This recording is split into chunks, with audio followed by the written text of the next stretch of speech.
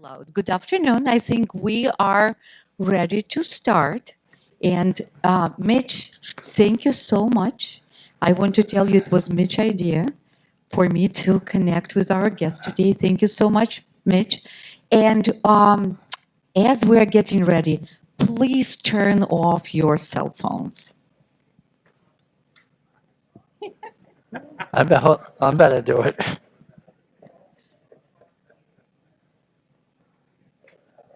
All right. Ready? Okay. It is my honor to welcome to Newbridge former Boston Police Commissioner and an avid marathon runner, William Evans. Nationally respected police leader, he has 43 years of experience in law enforcement and community policing. A lifetime Boston police officer who began his career as patrol officer in 1982, William rose steadily through the ranks to become the city's police commissioner. I'm just warming up. Just bear with me. I could not resist. During his tenure as police commissioner, Evans has been credited with diversifying the Boston police force, enhancing police training for the city's officers, and building effective relationships through open dialogue and transparency. While superintendent, he was responsible for security of all major events in Boston and led the strategic response team that was instrumental in capturing the Boston Marathon bombing suspect. About an hour after running 26.2 miles, completing the Boston Marathon, William was called back to the finish line to witness the devastating causes by the detonation of two bombs. He recalls April 15, 2013, as one of the most traumatic days of his career. William was one of the first three officers on the infamous boat sitting in a driveway, capturing one of the bombers. A decade later, William has now retired from Boston Police and heads up public safety at Boston College. And if I am correct, 10 years after marathon bombing in April 2023, you ran your 60th marathon. Yeah, this year. Please welcome William Evans. Thank you. Thank you, everyone, and thanks for having me here. I'm a South Boston guy, and trying to find this place is out of this world. So thank God for GPS. I never ventured. I was talking to Nancy Sullivan, who's here, who's also a Southy girl, and her husband Kevin. We didn't, if we went to Quincy, we thought we were going to Cape Cod, So we didn't go far, and I never came this way. Although my wife was from Rosendale. I married a Rosendale girl, and then obviously she upgraded and came over to South Boston, where I live. So, but thank you all for being here. It's quite an honor. She was speaking about, I've been in policing now for like almost 43 years. I did 38 years with the Boston Police Department, and next week I'll be 5 years at Boston College. And, I always said, there's never been a day that I didn't get up that I didn't want to go to work. And so that's a good thing for the most part. And I love what I did, and I love being commissioner in the department. So a lot of challenges over the course of my career. Like I was saying earlier, I grew up in South Boston, like Nancy, and close-knit community. It's really changed now. When we grew up, it was poor. I lived on the second floor of a triple decker with my 5 older brothers, and we were all squeezed in. And now, it's all young professionals over there, all 23, 24 years old. I think me and my wife are the oldest people over there for the most part. The community changed from a lower class to my kids can't even afford to live over there anymore. So that's how much the community has sort of changed. And so, but I grew up there. I was the youngest of 6 boys. Never knew my mom. My mom died when I was a young baby. She died of cancer, and left my father with 6 boys. And he brought us up, and nobody could talk to us. Our aunts used to try to talk to us, and he wanted to bring us up his way. And then I lost my closest brother, crossing the street along the beach, hit and run, killed him. When I was 9, he was 11, and then my father died when I was 14. So literally, my brothers sort of brought me up over there, and the community helped sort of bring me up. And it was a great neighborhood, and everyone stuck together back then. And that's the way I was brought up. But I always remember I had a local Catholic priest, Father White, who was with Gate of Heaven. I went to a Catholic school, and he was worried about me, and he came to my brothers and said, if he wants to go to a good school, I'll get him in. And he got me into St. Sebastian's, which isn't really far. When I went, it was in Alston, Brighton, but he said, don't worry, I know you don't have the money, because I was living on my father's Social Security check, God bless him.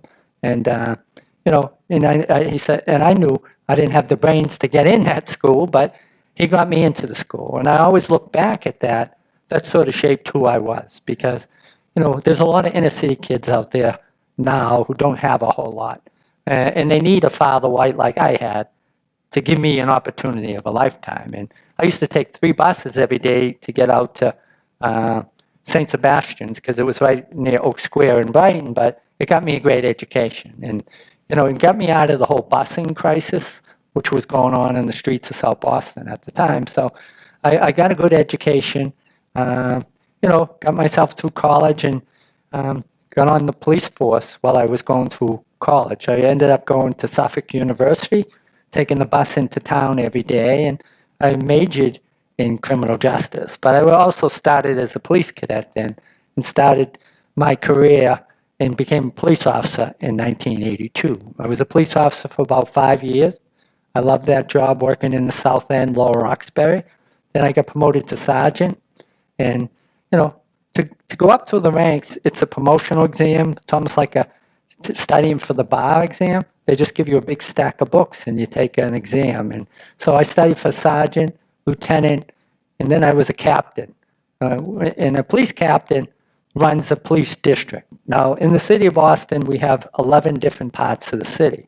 And I was running Alston Brighton for almost 9 years. And, the whole idea of community policing is, listening to the community, partnership, listening to their concerns, and addressing what they want with their help. And the biggest issue I had out in Alston Brighton was basically dealing with those damn students. What are you going to do about them? And Chris here he's a Harvard guy, and I used to deal with his students. Harvard Yale games were terrible. And, BC, where I am now, that was terrible. All the schools. And so that's what I dealt with when I was out in Brighton for the most part. But then I became captain of the South End, Lower Roxbury, Fenway, and Back Bay. And that was a lot more challenging, because I went from dealing with student issues to more dealing with the violence and dealing with Fenway Park. I was up there probably 81 games a day, and different challenges. We had the GBLTQ community. We had so many issues. We had the homeless. So that was a whole different job. But the point being, whatever section of the city you're in, there's different issues. You sort of about West Roxbury out here, very quiet district, not a whole lot of issues.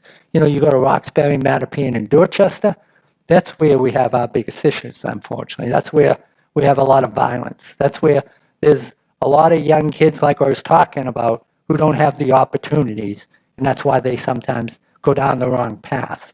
But those are the districts that we have the overwhelming amount of resources. Like you'll have a station in West Roxbury, we might have 75 officers. In Roxbury, we'll probably have 150 officers. In Mattapan, we'll have 150. Dorchester. So we had 2,200 uniformed officers. So you have to put them in the places that you needed them most. We just didn't say 100 here, 100 here, 100 here. You put them where you needed them most. And that's the way the districts ran. And so after being a captain, I became superintendent of the uniform branch of the department. So instead of having 11 districts, now they were all my districts, because I ran all those districts. And I did that for almost 4 years under Commissioner Ed Davis. Now, Ed Davis was before me. I don't know if you remember him. I always say I'm literally half the man he was. If you see the size of him, I'm like, oh my God. I was like, he used to shake my hand and it was like Lurch or someone like that. And there's no reporters in here, are there? I always wonder that because Big Ed, and so, but he was before me, but I was his superintendent, and I had a lot of challenges then. We had Super Bowl victories, we had Red Sox victory parades, and it was my responsibility to handle the celebrations and handle the parades. You know, every weekend in the city, you got Dorchester Day Parade. This weekend, there was the Puerto Rican. So all those special events I put on, but also run the day-to-day operations of the department. And every morning I get into work, you know, I usually run at 4:45 in the morning. I do it early, and then I get into work, and I just looked at every police report, and so I knew what was going on in the city, and I used to write a memo to the police commissioner every day saying the important things that happen. And based on that, I deployed the officers around the city. And, you know, I handled Occupy Boston. I don't know if people remember that. For 70 days down in Dewey Square in South Station, I was down there at least 3 or 4 times a day for 70 straight days. And, you know, that was quite a, you know, a worldwide sort of movement against the basic 99%. Like the 1% had all the money. It was about paying too much tuitions, but it was very confrontational across the city, and we handled it pretty well. So when it finally broke up, we, you know, we didn't have much controversy here. So we got a lot of credit for the way we handled it, and I always thought that would probably be the biggest challenge that I would ever have in my career, obviously until the marathon bombing. You know, I'm a big runner. You know, I've started running marathons probably 30 years ago, and I used to think those people were crazy who did that. But then I ran one, and the very first one I did, I ran a 2:53. So I was well under 3.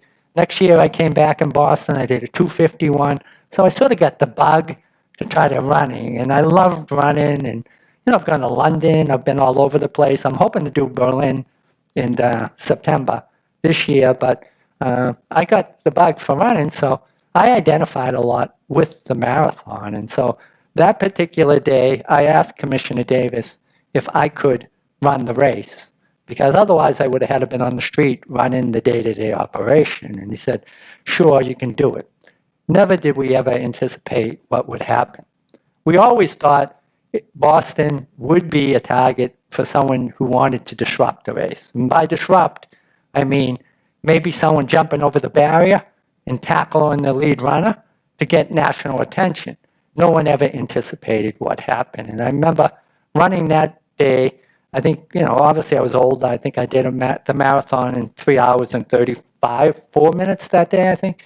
And I was home in the athletic club where I know Kevin Sullivan and a good amount of my brothers and everyone worked out, and someone ran in and got me out of the hot tub and said the bombs had gone off. And I remember I was in disbelief, but I had to jump in the shower, ride home, which was only about 5 minutes, throw on my uniform and get right back to the scene. And I'll always remember returning to Boylston Street because my wife and my youngest child were at the finish line when I finished, and to come back to a scene that before was such a happy location, to see the destruction, to see the bombs impact, you know, baby carriages abandoned. You know, the young victims were still lying on the street, which is something that I'll never get out of my head, but we had to go to work for the next 5 days and find out who blew up our city, who blew up Marathon, and we all took it personal. We really did. You know, we met Mayor Menino up at the Westin Hotel where we took over. Governor Patrick was up there, and we shut, you know, we basically set up our command post in the Westin, and from there, we went to work putting the crime scene together and try to track down who was responsible. And, you know, we ended up, you know, shutting down Fenway Park. Red Sox couldn't play after that. I think the Bruins were still playing. The Big Apple Circus, the city went into sort of shutdown for the most part. And then, Obama came to town on Thursday of that week. And I remember telling my wife, him and his wife, Michelle, were coming to town. My wife's like, is he crazy? Because we were flat out working, never mind putting on a presidential visit, but we had to put on a presidential visit. And he came to the Holy Cross Cathedral on Washington Street in the South End, and we got him in safely. He visited 5 different hospitals, and we were able to get him out. And I remember I was never so relieved when the wheels were up and he was on his way back to Washington, because no one wants what happened to poor JFK happening in their city. And that was always my biggest fear. Boston always seems to have presidents coming because we're a big Democratic city, but I was on top of what we were dealing with. We had to do that. And I went home about 10, went to bed, and that's the night that Sean Collier got shot at MIT. And the hijackers hijacked the car, drove it over in Cambridge along Memorial Drive, and we had that big shootout. And then I went out there at midnight to Watertown, and I ended up taking control of that whole operation out in Watertown. And for like the next 19 hours, we searched for one brother got killed the night of the shootout, but we looked for the other brother. And I'll always remember the shutdown was in place throughout Watertown, and it was like a ghost town walking around. And it was sort of eerie. And then around 6 o'clock, Governor Patrick released the stay-in-place order, and everybody was coming out of the house. Everybody was going home, but we were still out there searching. And someone came running up to me, I think it was a Watertown cop, and said, "We heard the guys in the boat behind 56 Franklin on." And we quietly went down to the house, and sure enough, we walked down the driveway. I look up, and I can see him poking at the heat seal on the boat. So I knew I had him in the boat, and so me and my 2 officers called for additional help. I had the whole situation under control, and then one cop fires, and as you know, everyone started a fire, and I'm screaming for everybody to hold their fire. Everyone's diving on the ground, and we were able to get him to stop everyone from stop firing. And then I worked with the FBI hostage recovery team, and we were able to get him out of the boat. So, I was a superintendent at that time, and I remember going to Fenway the next day with Big Poppy, and it was quite an emotional ceremony on the field where he said, "This is our effing city," and whatnot. But again, that was a challenge for me. And then shortly after that, Ed Davis, who was my commissioner, left. And that's when Mayor Menino, God bless him, appointed me acting police commissioner. I never wanted that job. My oldest brother, Paul, was the police commissioner in Boston. So we had 2 policemen and 2 firemen in my family and my brothers. A lot of good joking. Obviously, the police and fire, and I was telling the fire captain here, we used to call the firehouse the car wash, because that's all they do is wash their cars, And they used to start on us, but there was some good joking basically going on. But I never wanted that job because I used to see how much it impacted him. Like he looked like 30 years older. And I never politicked for the job, but I think Mayor Menino seen I was the right person and put me in there. And my last night in uniform as a superintendent was the night the Red Sox beat St. Louis in the World Series. And I remember for 4 hours battling the crowds. And the next day I was the police commissioner. And the biggest challenge for me was going out and finding a suit, believe it or not. For 34 years, I wore the same outfit every day. Blue outfit with a clip-on tie, and there's nothing better.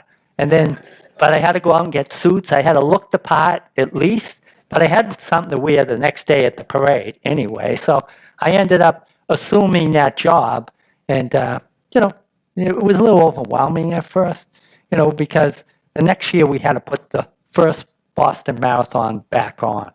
And it was a stressful day the following year. We had to do so much more security, more cameras. We had bomb people from New York. We had bomb technicians from all over the country. And we had to do a whole different setup for the marathon. We had checkpoints for people to come in and watch it. We warned everybody. We checked everyone's bags.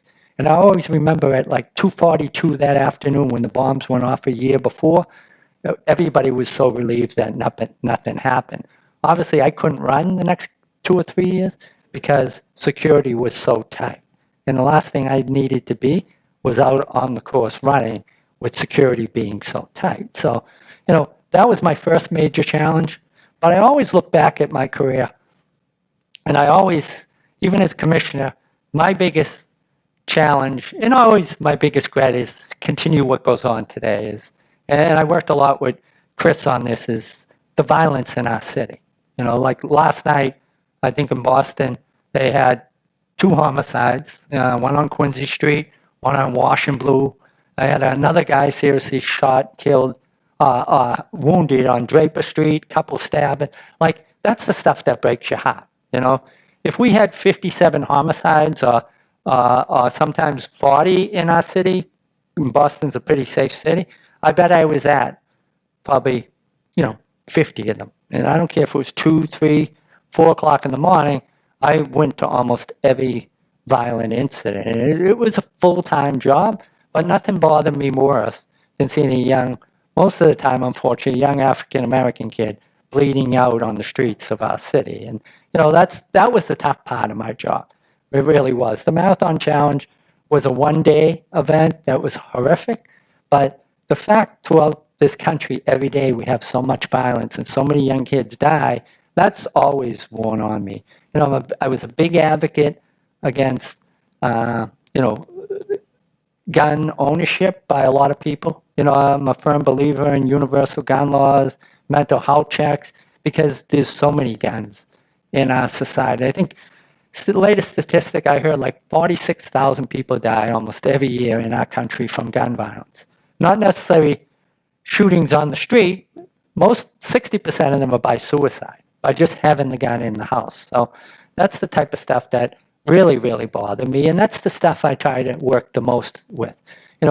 Chris worked at Harvard, and we used to do peace walks all the time. And I'd be out there 2 or 3 nights throughout the summer, every night of the week, walking mostly in the Black communities, trying to make the community as safe as possible. We had great programs, Youth Connect, getting social service to the young, poor neighborhoods, Operation Homefront, doing visits to the homes to try to intervene in these kids' lives. And the statistic I was most proud of when I left as commissioner is we reduced crime in our city by 25% while I was there. But more importantly, we reduced arrests by 25%. So, it wasn't locking kids up. Mayor Walsh made me permanent commissioner, and he was the best boss in the world. For me, we were like two inner city kids running the city, and that was our priority, getting these young kids opportunities, getting them jobs. Mayor Walsh was involved in the labor unions as he was the Secretary of Labor, but he used to get them apprenticeships and union jobs as bricklayers, as iron workers, and so they'd stay out of trouble. And so he was a great partner, and that was our goal. Not lock kids up, but lift them up and get them opportunities. And so when this national dialogue was going on about, incarceration, I think of any state, and Chris could probably back me up, Massachusetts probably has the lowest incarceration of any state. And we have the lowest gunshot deaths of any state. So I think Massachusetts is doing very well versus, you go to a big city like Chicago and others, homicides and violent crime is sort of through the roof. But I was fortunate. I worked very closely with Mayor Walsh. And we're very lucky in Boston because we had so many good people who supported us, like people like John Fish from Suffolk Construction, Bob Kraft, who used to sponsor a lot of our youth programs, Jack Connors, who built an island to take inner city kids out to Camp Harborview.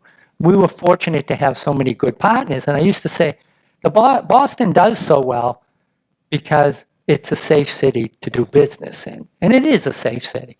Unfortunately, we still have random violence like we had last night. But for the most part, it's pretty targeted.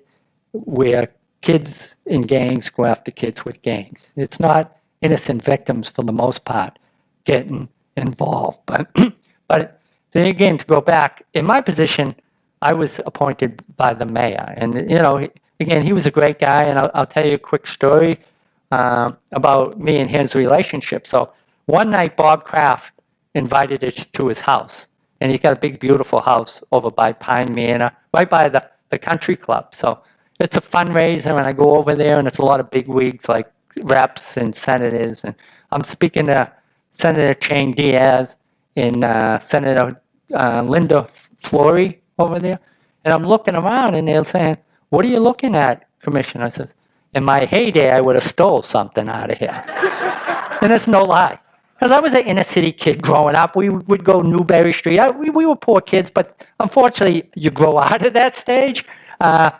So I'm looking around, and here comes the mayor walking in, and he leans in and says, "Hey, Billy, what can we steal in here?" So he was a Dorchester kid. I was a South Boston kid.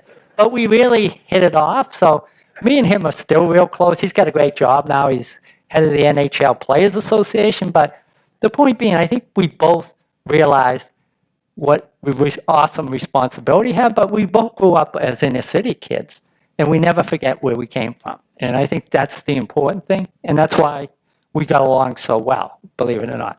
We worked together on a lot of great programs. We tried all kinds of things, and it really was very, very helpful trying to build relationships. I mean, we bought an ice cream truck. I think we paid like $81,000 where police officers were riding around giving free ice creams out. And if you said, 30 years ago that would be happening and cops would agree with that, I'd say you're crazy. But we did Zumba nights. We did all kinds. I used to challenge my officers. How do we bring ourselves closer to the community? How do we bring these kids so they trust us, so they respect us? And one of the problems I have now, and I don't want to get too political, is I hate the idea of what's going on across the country with society pulling policemen out of schools. Like when I became commissioner, I thought it was so important to have the officers in the schools because a lot of these young kids are told that we're the bad guys, the policemen are, and we're the enemy. I put more grade officers into that school so these young kids could see who we are, to see that we're parents, to see that, and they were helping these kids in any way they could, helping them stay out of trouble. And I know our mayor, and I don't get political with her, but I don't agree with the fact she's pulled the cops out of the schools because they weren't there to lock kids up. They were there to help them, to help break down these bonds that somehow we were the bad guys. And so I somehow hope that, but that was a national dialogue that started after George Floyd, which was a terrible incident. But it seems like everybody got anti-cop after that. And they didn't judge everybody on who they were, just on that one incident. Yeah, there's bad cops out there. Yeah, there's bad incidents. But unfortunately, everybody turned on the officers. And a lot of good programs, like the school police, were disbanded because someone thought of that in Arkansas or something. And then this national dialogue was, we need to get the cops out of the schools. They're bad, get them out. And that's the type of tension. So now, I'll fast forward a little, since I've left, it's very difficult to get people to go into this profession now. It is very difficult. Even at Boston College, I have 55 officers. We're about 5 or 6 officers short because we just can't get people. I think Boston Police right now is about 200 or 300 officers short. Now, when I came on back in '80, there used to be a list 12,000 people long, and you had to be a veteran to come on. Now, anyone who takes the exam almost is getting on. But there's danger in that, right? I look back at what happened in Memphis, and I've talked to Chris about this. If we start to lower our standards, which we're starting to do, we're starting to do away with educational requirements for police. We're starting to do away with physical requirements. Then we're going to get a lower product at a time when we should be more professional. And that's what's happening right now. And it's pretty sad. Hopefully, the profession will change and come back where people will again start joining the police department and be proud of it. But I think we're going through a stage right now. We're starting to rebuild it, but I think policemen have been demonized enough that we can't get it. And it's sort of sad because 99.9% of officers do a great job every day, but unfortunately, because of social media and some video which shows cops misbehaving, everybody gets tainted with the same brush. And I always say there's 18,000 different police departments in this country. Some of them have 5 officers. Some of them, like NYPD, have 35,000 officers. You know, you're going to have occasionally a bad incident. And so that's the dialogue that we're going through right now. Now, after 38 years in the Boston Police Department, I loved that job. I really did. But, you know, when BC approached me about coming to be head of their public safety, it was sort of the right time in my career. I had done 38 years of nonstop, 24/7. My wife, God bless her, she practically raised my 3 children, and they're all doing well. You know, I had my youngest went to Harvard, which he had Chris in one of his classes. I had one son go to BC. He's an attorney now. He's an assistant district attorney in the Boston court system, and my daughter's doing well. And you know, in 3 weeks, I'm going to be a grandfather for the first time. So, you know, yeah. So it's good. But you know, it's funny when people say, "How do you like being retired?" I say, I mean, I'm not retired. I'm at Boston College. I'm working. I'm teaching. I'm doing a lot of things. I said, you know, the worst part of being retired is my wife has me apple picking now. And I said, like 3 weeks ago, I went strawberry picking. I used to get out of all that stuff. Now it's like I got to be around, and I don't have any more excuses like I used to have, believe it or not. And so, actually, I drove down from Maine this morning at 4 a.m. because we were up in Maine, and I left her and the dog up there. But you know, it's a new chapter in my life, and I love Boston College. It's a great institution. Father Leahy is a great boss, very supportive of the police, and it's a lot of fun. It sort of keeps you young. You know, we have almost 10,000 students there. They're all great kids. I talk to the kids at orientation every Monday night. The new students come in, I get a chance to talk to them. I talk to the parents. I talk about issues, not so much issues that I was dealing with as police commission, but I talk about issues around what happens on college campus. Watch the drinking, you know, no smoking. And, you know, again, another hot issue with me is the legalization of marijuana. I wasn't a big fan of that. Me and Mayor Walsh tried to stop it, but, you know, now I got to tell the students they can't smoke on campus because we have a no smoking policy. No vaping, which I hate to see people vaping and realizing what that does to them. And I also talk to them a lot about rideshare and the dangers, making sure, you know, when you hop into a vehicle, you make sure it's the right person, because any creep can get a rideshare license and pull a young lady into a car. So I speak to the young girls about that, and most importantly about respecting the neighborhood. You know, I'm a city resident. I was a captain in the precincts for 13 years. I know what a college community can do to an off-campus community. You know, these kids come in August and September and think it's Partyville. You know, they have to respect the neighborhood. And so those are some of the issues we're dealing with. You know, we have 7 home games this fall, almost every weekend in September. And that's probably the biggest challenge for me, 40,000 people coming and tailgating and having a good time. But the challenges aren't as difficult, but they're just different in the way. And when the parents come, and I speak to them, it's in a room like this, I try to reassure them that they're in a safe place, they're my responsibility, and I'm going to get them home to you in May the way they came in here. And I speak to them about that. We talk about active shooter. Now, my department's pretty well trained. Well, the other day we were at active shooter training, where we use a whole part of the campus to go through drills. Heaven forbid we have an active shooter. We go through mental health training because there's a lot of mental health issues, especially with these young kids, especially international students who come over here with a lot of pressure on them. We do unconscious bias training, fair and impartial policing training, first aid. So, this community, at least BC, the officers are pretty well trained up there. So it's been a good transition for me, but I really do miss my old job. And I tell everyone how much I missed it because I love being busy. I love having my hands on the pulse of what happened in the city. And I grew up as a city kid, and I still live there. And it's probably one of the safest cities still in America, and it's a great place to live. I just hope, with our crazy city council, and I don't know if you follow, I just hope it doesn't go too far the other way, because under Mayor Walsh and everyone, we had a great city, and unfortunately, we got one city council who drives without a license, the other one, I could go down the list of what we got, so hopefully things get better. I won't start on national politics, as I'm not saying about politics, but it's a crazy world right now. Who knows? But with that being said, I'll take questions if that's, yeah, go ahead. Hold on, I think they got a microphone.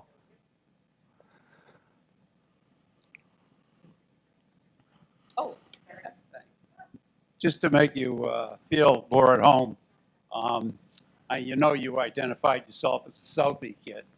Well, I'm a Mattapan kid, okay? Yeah. Grew up there Good. from 1941 to 1968. Wow. Okay, You were there a so- while. Near Mattapan Square. Yeah. I used to walk Mattapan Square. Yeah. Yeah. Simcoe's was my beat. Yeah. Simcoe's. Huh? Simcoe's is still there. They got It's two still places there, now. Right. Well, I'm saying it was a beautiful neighborhood back then when Yeah. I was growing up. Yeah. Okay. And it's changed dramatically over the years. But I had a great time growing up, and it was Yeah. a great place to live at the Yeah. time. And you know what? So many good people in Mattapan still. And again, there's a small percentage of people who drive to violence. And, I know everyone talked about how anti-people were. People love the police. It's just the loudmouths who don't like the police. I And agree. believe me, and the black community loves us very much. It's just you got these few vocal who unfortunately the Boston Globe listens to. And they're the troublemakers. But I walk that neighborhood. Chris walked that neighborhood. People are very supportive of the police despite what you read. And there's so many good people in the black community. I miss it for that very reason. Okay. I was at another talk, and you said Whitey Bulger lived in your neighborhood. Yeah. I wonder if you had any interaction when he was growing up. and you had, That was probably Susan and Kevin. They were more wise guys than me. I'm only kidding. No, Whitey, we grew up with a lot of those characters over there. Nancy, I'm sorry.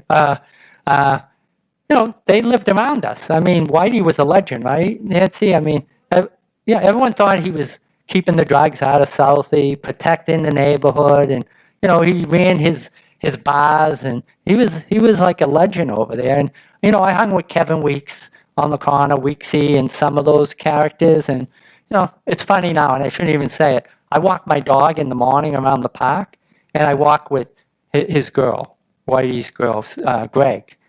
Kathy Gregg, who's out, and you can't meet a nicer woman, believe it or not, but she got hooked up with the wrong guy. But we all coexisted at the time, and it is what it is. And his brother Billy lives still behind me, and greatest guy in the world. I know Howie Carr kicked the shit out of him, pardon the expression, but Howie beats everyone up. But Billy did a lot for South Boston. He ran the House. Head of the Senate, and he did those roles, but he really looked out for the community. I think he got a real bad rap. His brother is what he is, but if you grew up in South Boston, we all looked out for our brothers. I'm sorry. And I think he got a bad rap, so I won't get much further on that. Let me ask you one question. Why did they transfer him from prisons? He was not causing any problems in the prison he was, and they knew when they transferred him there was people out to kill him. Was that a setup? Oh, I don't know. I'm not getting that. I got my own problems. Oh, go ahead. All right. Yep, another microphone. You said that it's hard recruiting policemen, but it's been said that a lot of policemen are tough guys in the neighborhood. A lot of them are bullies. how do you keep them out of, how do you keep your ranks free of the ones that are bullies? Well, it's a good question, because I talked about this earlier to the woman I work with, one of my assistants. I always say you can't forget where you came from, right? I've seen officers who put a gun and a badge on their chest, and all of a sudden they think they're something. You know, they walk around and they got an axe to grind. Those are the type of officers we don't want. You know, we're hiring different now. You know, the type of officer we're looking for nowadays isn't, I hate to say it, the militaristic type of officer. We're looking for people who know how to talk to people. We're looking for people who are problem solvers, not for the, you know, the knock them down, take no prisoners attitude. So those are the exact people that are going to cause problems. The ones that don't know how to de-escalate an incident and take it up. But you said almost anyone who applies can make the ranks. Right. Well, I'm saying they're lowering the bar now. A lot of, like, look at Memphis, right? I'll use that example. That was a terrible beating where they killed those 5 officers. 2 of them worked in the prison system, 2 of these officers, where they had a lot of prior complaints for beating up prisoners. And there was so many issues with those officers getting on that job that if they did a much better job on the background, they would have never hired them. But because police departments are so desperate, they're not doing as thorough a background on people. And some are doing away with education. New York City did away with the run.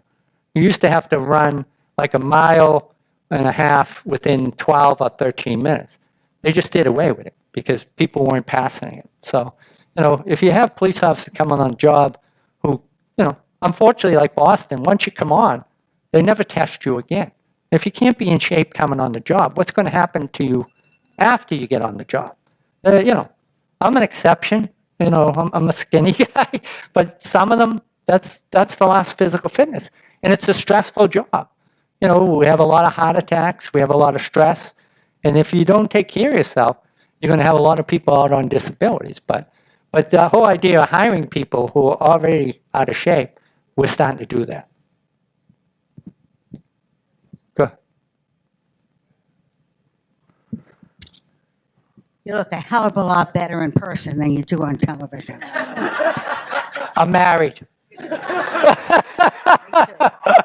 Now, excuse my ignorance, Yeah. but I really don't know how you become the superintendent of the police force. What's the way? How do you work your way up? You said you studied a Yeah, lot, yeah. but there has to be more to it than that. And I have no idea how that is. And what's the difference between a man working his way up today and a woman working her way up? Is that possible? Okay. All right. So the way again, when I was a patrolman, the Civil Service Commission, it's a civil service, it's a statewide exam. They used to give me they put out a list of books you had to read for this exam. And a lot of them were supervision, a lot of them were criminal investigation, and I'd study for 6 months straight for that exam, and I'd take it. And I did very well on it. And again, one thing good about St. Sebastian's was it taught me how to study. And I could sit there for 10 hours straight a day and do it. And then when I studied for lieutenant, same thing, another whole list of books. And then when I studied for captain, another list of books, management books. And I used to just sit there, study, and well, I had to do my regular job. And so you were, yeah, and then after I became captain for 14 years, at that point, that captain's the highest civil service. You don't take exams after that. You're appointed. So Mayor Menino and Commissioner Davis put me into the superintendent's position.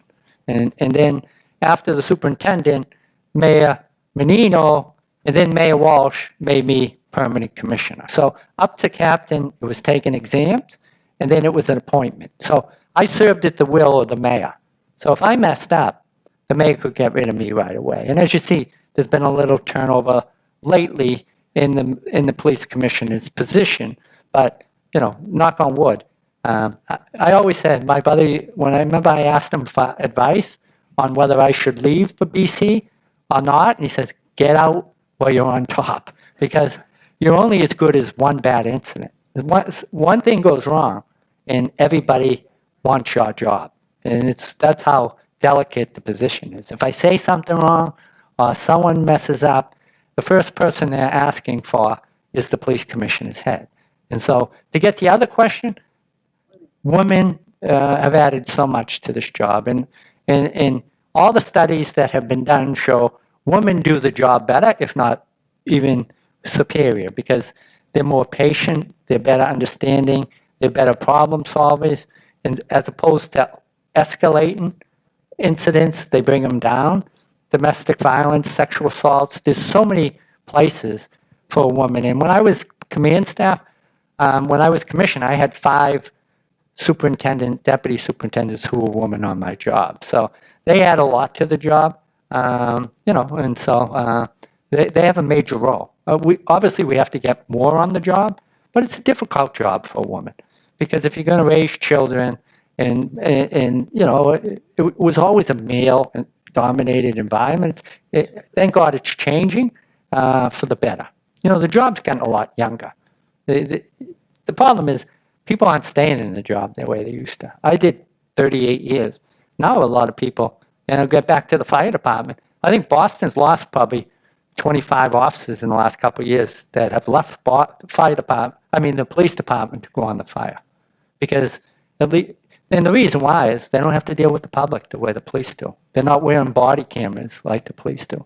They're not under the scrutiny that the police are. So guys are just opting out of the job a lot earlier, and quicker, even when they enter. So it's hard recruiting, it's hard retaining, and people are leaving earlier when they can, which is tough, because it was a great profession, and it is a great profession, but it's under a lot of heat right now. Hopefully it changes. Go ahead. So you've seen this from up, down, sideways in your career, small precincts, larger areas, neighborhoods. I kind of notice that when there's violence in schools, shootings and stuff, I haven't heard of anything going on in Boston. And I have 2 grandchildren in the school system here, so obviously I'm concerned. Do you have any ideas from your history, your rich past in the force, as to what might be good ways of addressing these issues? In the schools, Well, yeah, shootings in schools. Well, the schools are great, don't get me wrong, but I think when you get up to the higher levels, when you start getting to the 7th, 8th, and when you starting to see handguns and weapons come into the schools, I think that's when you start to worry, because a lot of these kids, again, they come from tough homes, and a lot of them carry guns for protection, and then they get in an argument outside, and instead of fighting with hands, that there's a gun available, and that I think I like the police in the schools. I'm a big supporter of metal detectors in schools that have had problems, and to keep the knives and the guns out. And if my child was still in the schools, I'd want them to do everything possible they can to make sure they're in a safe environment. It's a very difficult environment to learn if you're not safe. And I think, again, Boston schools are great, but I think when they get to that 7th, 8th, and 9th, and you start to get in a lot of, they get into the girls, they get into the gangs, they get into, all kinds of stuff. So I think having a school presence and the school working very closely with the school resource, I think that's the best way to go. So, here, Am I on? I'm sorry. so Somebody ahead of me? But I was interested in the comment that you made during the capture of the last bomber, that one of your officers fired, Right. and then, I still blame that on the state police, not us. well, Just for the record, excuse me, I think a trooper shot. and somebody fired, and then a whole bunch of other Yeah. people fired. And I assume that that's an adrenaline reaction. Yeah. But is there anything in the training that, tries to address that? Because all of the bad things that you see on TV all the time is somebody who's very angry chasing somebody who's running away from them and shooting them in the back, which is clearly not what you're supposed to do. Right. And you know, that's adrenaline, and it seems to me. No, you're right. You're absolutely right. I think that's where we try to train better. You know, and there's a lot of de-escalation only that. Take a deep breath and realize what you got. And you're absolutely right on the marathon bombing.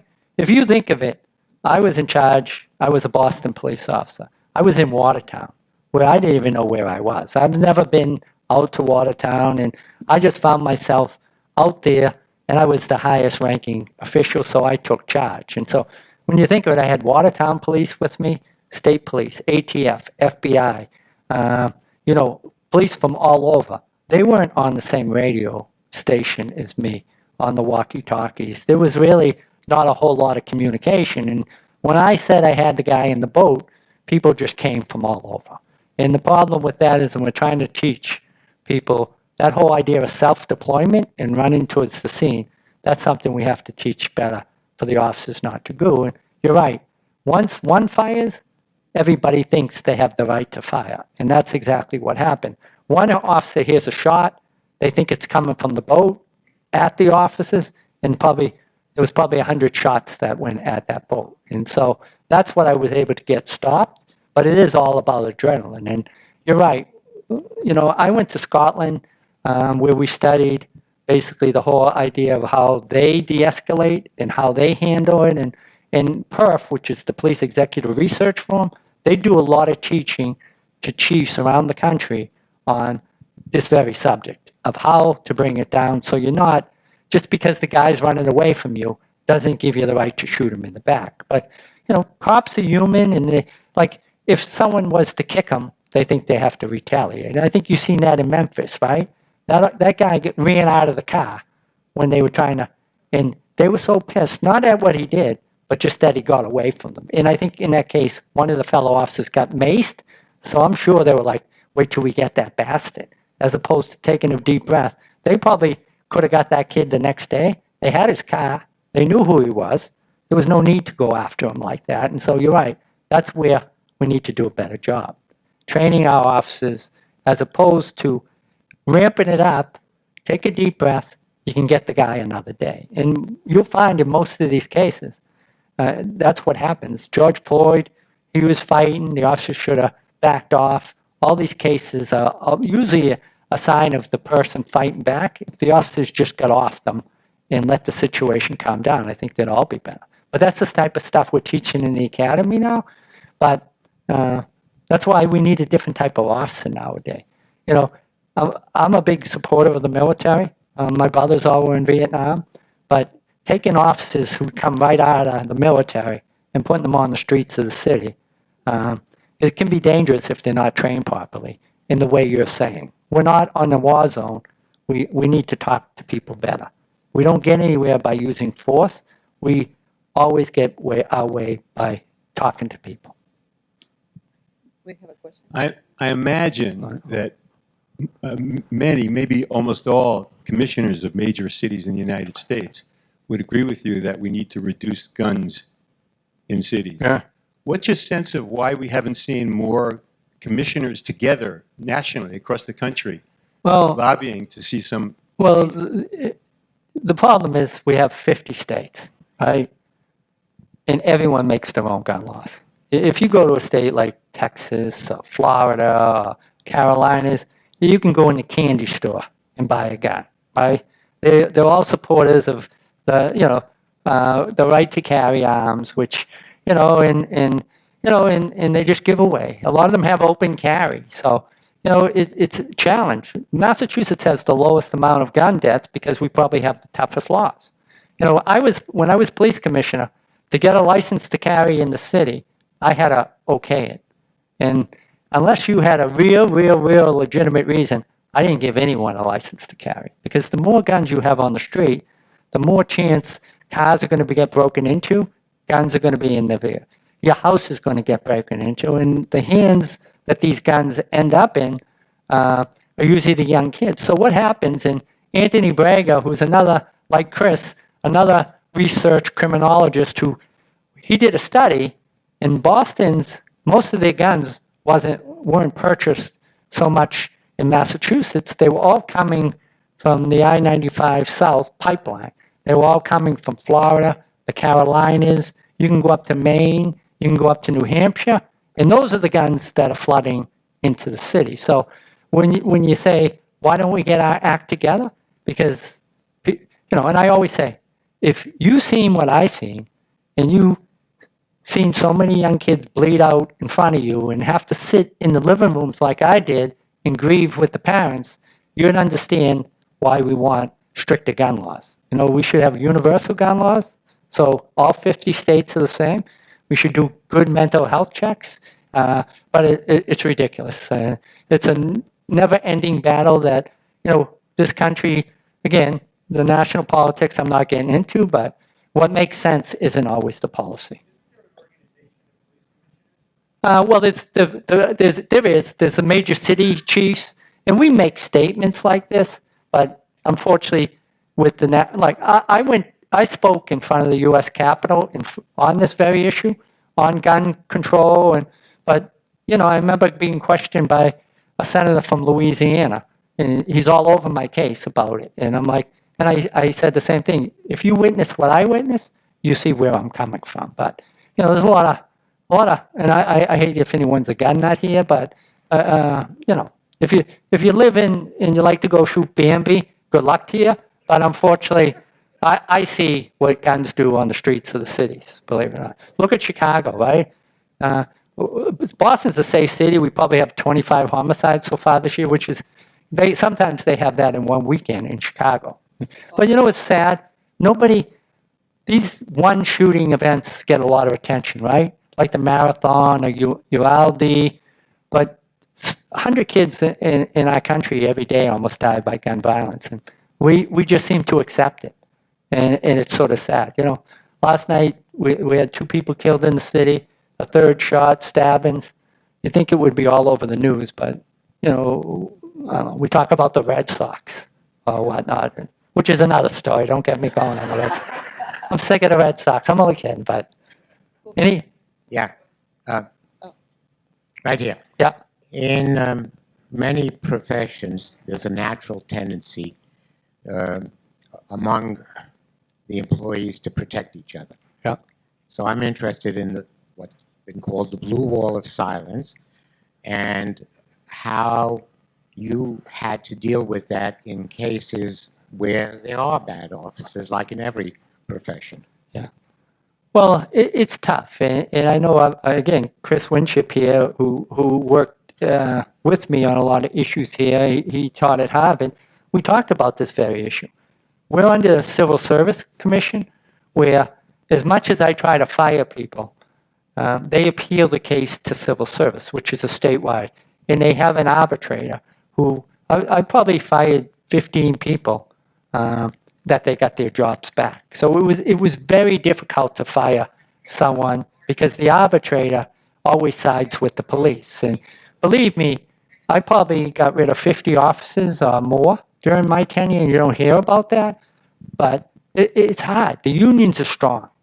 I dealt with 4 different unions in the Boston Police, and any change in working conditions, like body cameras, right?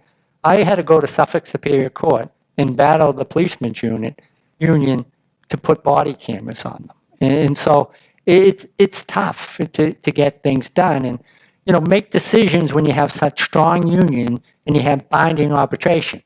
One of the things this mayor wants to do, and a lot of people, is do away with binding arbitration because the union sort of controls what goes on. They have a lot of rights. I mean, body cameras, I think, are great. I know at first I was a little reluctant because, I thought we did a good job in Boston, and I thought we were pretty up and up police department. But, we've had some shootings, controversial. I know in Rosendale we shot a terrorist who was coming after one of my officers. I had 4 or 5 deadly shootings that the cameras on the different buildings sort of saved my butt. So it was very important, believe it or not. But I think, what bothers me, and I'll get down to it, is I think people scream And it's usually the politicians who scream, we need body cameras, we need body cameras. And I've always said, if anyone needs body cameras, it's the politicians. You know, it's like, oh my God, they're all making billions of dollars and millions of dollars, yet they love to criticize the police. So, but to get to your point, it's hard to fire someone, and I've tried because they have. I mean, obviously it's an open and shut case you do, but look at the fella who did George Floyd, right? He had 17 prior complaints against him, and he was still out walking around and patrolling the street. You have to have early intervention systems so you're able to take someone off. And I like to think the blue wall of silence is going away because it did exist. I don't think it exists so much anymore because there's too many cameras. I think we have a younger, better, well-trained police departments that the old buddy system is out, believe it or not. Go ahead. I have a little voice. I'm a little person.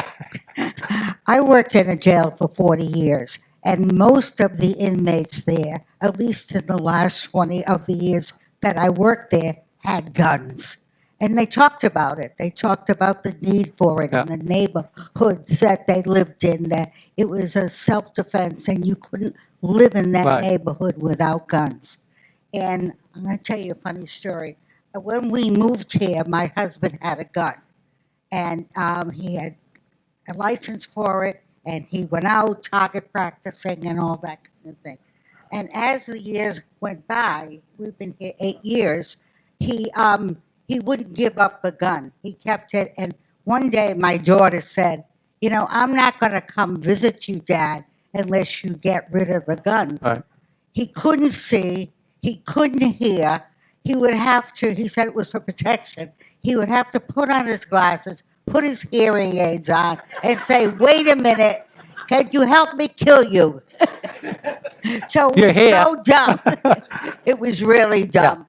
But I think a lot of people have guns that they don't need. use or don't need. Right. And that's why, occasionally we do what we call a gun buyback program for exactly that reason. And a lot of people say they're useless to reduce violence, but like you're saying, there's a lot of guns laying around the houses that, and I've been to scenes. I remember on Morton Street, we had a 13-year-old playing with a gun and killed his 9-year-old. And I'll always remember when they brought him out and they were pumping his chest.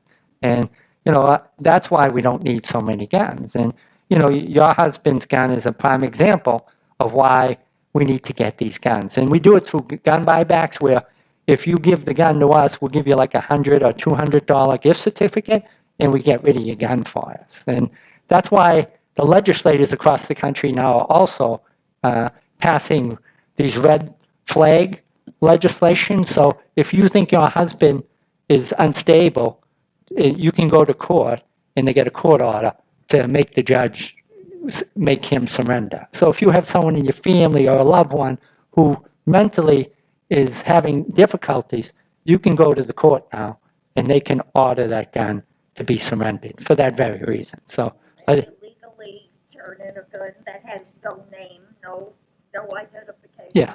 Yeah, you can. No questions asked.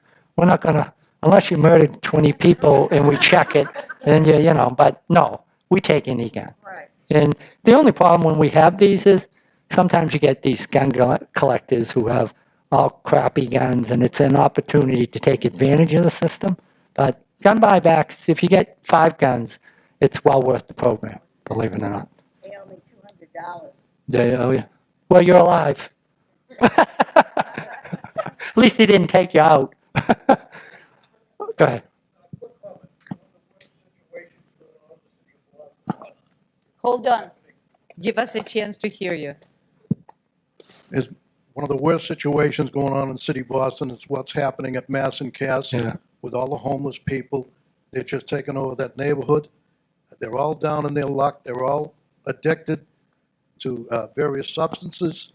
And they've been trying to clean that up for the longest time, and no one seems to have the answer. So to me, I think that's just a horrible situation. Yeah, it's terrible, and, it's been there a while. It was there when I was leaving. Obviously, it's got a lot worse. It's down at Melina Cass Boulevard. in Mass Ave, and it's not far from where I live in South Boston. And you know, on my way to work, I used to ride through there every day, and it breaks your heart because the young kids down there are the same age as our children, and you know, someone loved those kids at one time, and now they're out there, sometimes through no fault of their own, whether they get addicted to painkillers or tried drugs for the first time. But you know, Nancy and Kevin, they can tell you, we knew more young kids growing up in South Boston who got hooked on fentanyl, and they had super parents. But all it takes is you try to experiment with those drugs. And so it's terrible, no doubt about it. When the Long Island Bridge was demolished and under Mayor Walsh, it's too bad it wasn't rebuilt quicker. I know Quincy doesn't want it rebuilt, but right now, there's no place to put. And I like to say, it's not a police problem, it's a public health issue. Right? People scream at us, go down there and lock them up, lock them up. Lock them up and do what? You know, we don't have the residential programs for them that they need. We don't have the resources.